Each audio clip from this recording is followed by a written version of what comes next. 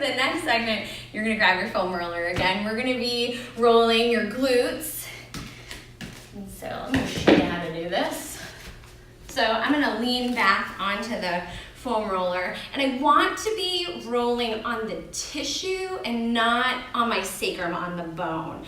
So one of the ways that I sort of like to do this is I cross over in this little figure 4 position, and I'm leaning over onto my glutes. So I'm not straight up and down. This is the bottom of my tailbone, right? So I'm leaning over onto the fleshy, delicious part of my butt. And again, I'm gonna just find where it needs a little attention. I'm gonna work on it. The other thing is that a lot of us have some issues high up in our glute too. So I find that I need to scoot down a little bit to get the foam roller where I need it. So I'm working like up against my pelvis, like high. We've all got awesome stuff hanging out there.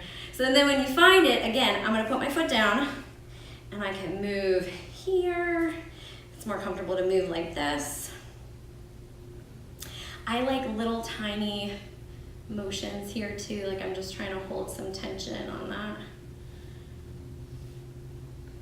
And then make sure you do the other side. The other thing too is occasionally if I'm having some issues here, like in the top of my hip, I'll actually roll a little bit more forward so I can get my TFL. I have to kind of roll a little bit more forward that way. You can find some magical stuff in there too.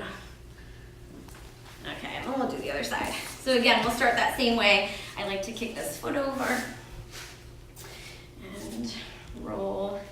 This is sort of like low. You're getting that real fleshy part here. And then I'm gonna scoot up a little bit, or down, I suppose.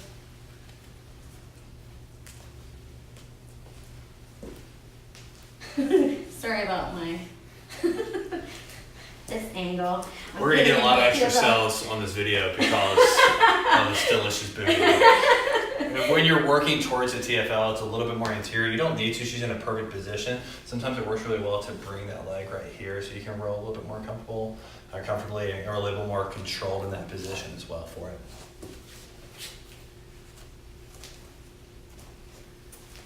Perfect.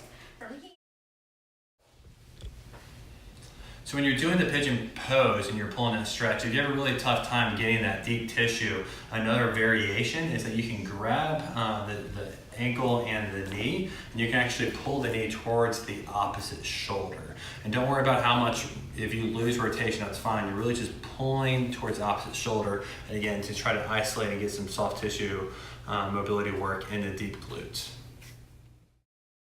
I'm gonna kick all the way around and over. So I'm gonna do the same thing on the other side. So right knee is next to my right thumb. Actually, maybe I'll do it this way so you can see it on the other side, right?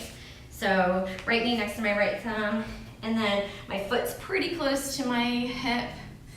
And then again, I'm gonna square my weight so I'm not shifted. If my glute is on the ground, if the outside of my hamstring is on the ground, I'm probably shifted over incorrectly. So make sure that you really stay square here.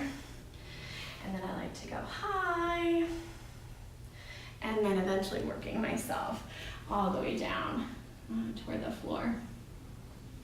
If this is something that's not available to you because your knees don't do well in this position, another option for you would be to do something called a figure 4. If you're stretching that pigeon, you keep stretching. This is just me being extra, so keep doing your thing, okay? But I'm gonna shift and lay on my back and then cross my ankle over my knee, and then I can reach through and grab a hold of my hamstring on the side, and then I can lay back. So I'm making sure that I'm pushing my knee down toward my feet. But then this just gives me the option of not having to put so much force on my knee. So you could do those, both of those ways.